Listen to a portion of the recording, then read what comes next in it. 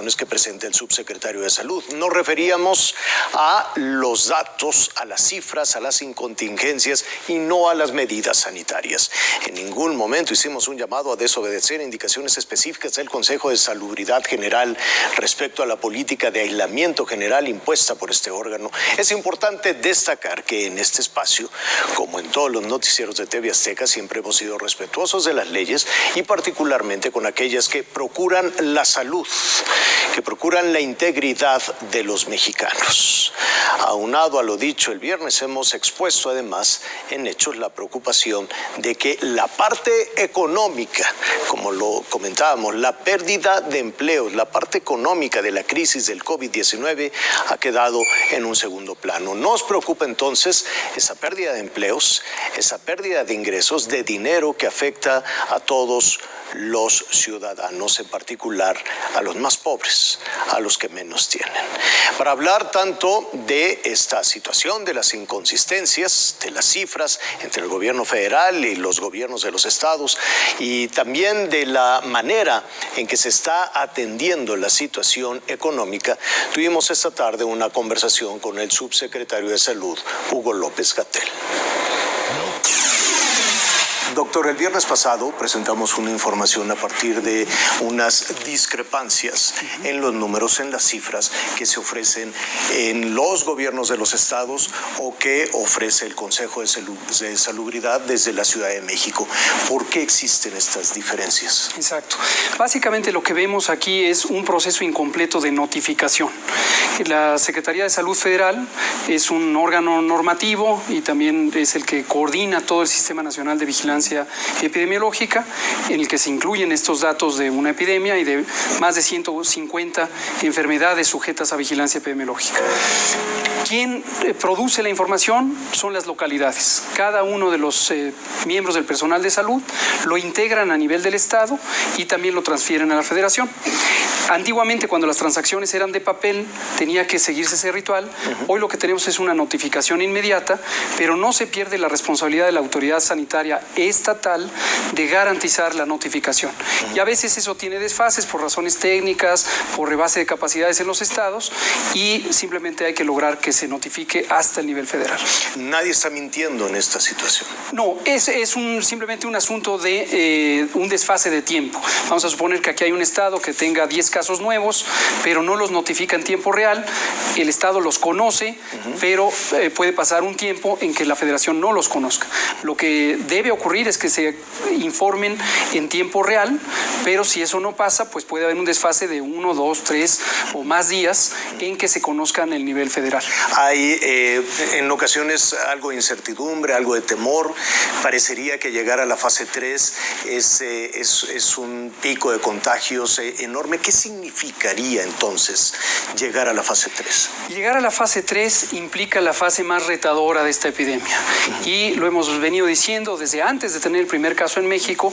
En la fase 1 tenemos decenas de casos, en la fase 2 tenemos centenas de casos y en la fase 3 tenemos millares de casos. Por eso hemos identificado que prácticamente estamos en la fase 3 y la parte más complicada es garantizar que exista disponibilidad suficiente de camas, de médicos, de enfermeras, de ventiladores, de insumos en todas las unidades del sector salud.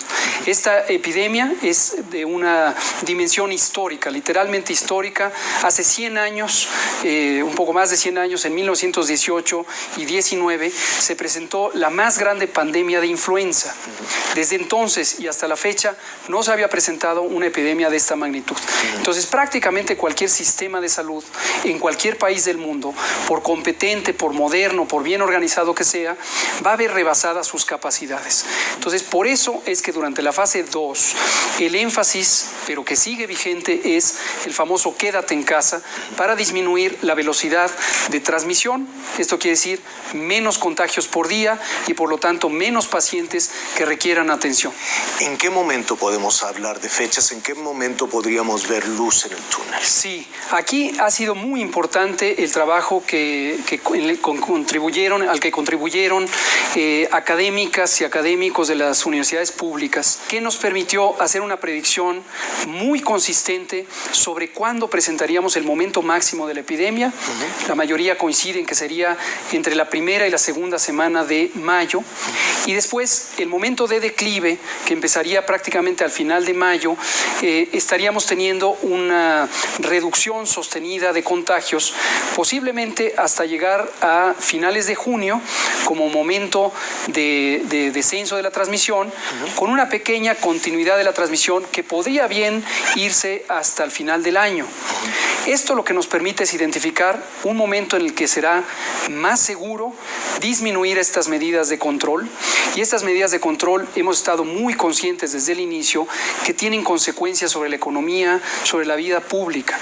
Por esta razón, México, el gobierno de México, estuvo calculando no implantarlas, excepto cuando fuera indispensable tenerlas, y desde luego quitarlas en el momento en que esto es posible, sin exponer la vida, la salud de las personas que viven en México. ¿En qué momento las empresas que no son consideradas esenciales podrían cambiar esa condición? Considerando la automatización, la sana distancia, en fin, ¿podrían abrir algunas industrias, algunas empresas con estas condiciones de tecnología? Nosotros desearíamos que sí, y eso es algo que estamos muy conscientes, causa incomodidad, causa inquietud, y dejamos muy en claro, nosotros mismos como gobierno estamos muy conscientes de la importancia de los agentes económicos, también de los agentes económicos de menor tamaño, las pymes y las microempresas, pero también de las grandes empresas. Finalmente, la generación de riqueza en un país y de empleos depende de toda esta vida activa en el aspecto económico. Entonces, si solo existiera la epidemia, uno no tendría que preocuparse de todo lo demás. Si no existiera la epidemia, por supuesto, no hay más respuesta que estimular el desarrollo económico. Aquí se trata de encontrar el balance más adecuado que ayude a que no se dañe importantemente la economía y la vida social, pero que en ningún momento pongamos en riesgo la vida de las personas por una propagación acelerada. ¿Qué hay de la salud económica del país? Exacto. ¿Quién es el responsable? Esta es una inquietud que desde el punto de vista de las preocupaciones sociales nos parece extremadamente importante. Desde el inicio del diseño, la planeación de la respuesta a esta epidemia, hemos trabajado de manera multisectorial, precisamente porque las epidemias no son solo un aspecto de salud, digamos, no se atienden solamente con una acción médica, tienen que nivelarse los distintos aspectos de la vida pública. En la materia económica, desde luego, el secretario de Hacienda, Arturo Herrera, la secretaria de Economía, Graciela Márquez, la secretaria del Trabajo, Luisa María Alcalde, son actores fundamentales que han estado en todo momento muy al pendiente de encontrar estos balances, la necesidad de acciones por la salud para disminuir los contagios, pero que no produzcan, cuando esto sea posible, daños importantes a la economía, al empleo, al bienestar, también la secretaria del Bienestar. Y la verdad que agradezco mucho además el sentido de balance que tiene el presidente López Obrador, porque en todo momento identifica lo que es prioritario para la salud, que no se vulnere, que no se afecte, pero casi pasa lista en cada uno de los sectores de la administración pública para estar seguro que hay un buen balance de las acciones. Lo hemos analizado cuidadosamente, este tema de qué empresas son actividades esenciales y cuáles no.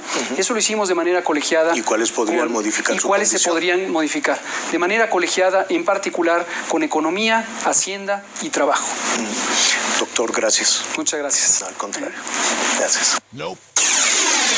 Ahí está la conversación con el doctor Hugo López-Gatell. Por cierto, en medio de las circunstancias actuales, y ya lo expresé a través de redes sociales, refrendo mi reconocimiento al presidente López Obrador por su defensa permanente de la democracia y de la libertad de expresión. También refrendo que él, mejor que nadie, conoce el esfuerzo que las familias mexicanas hacen todos los días por salir adelante.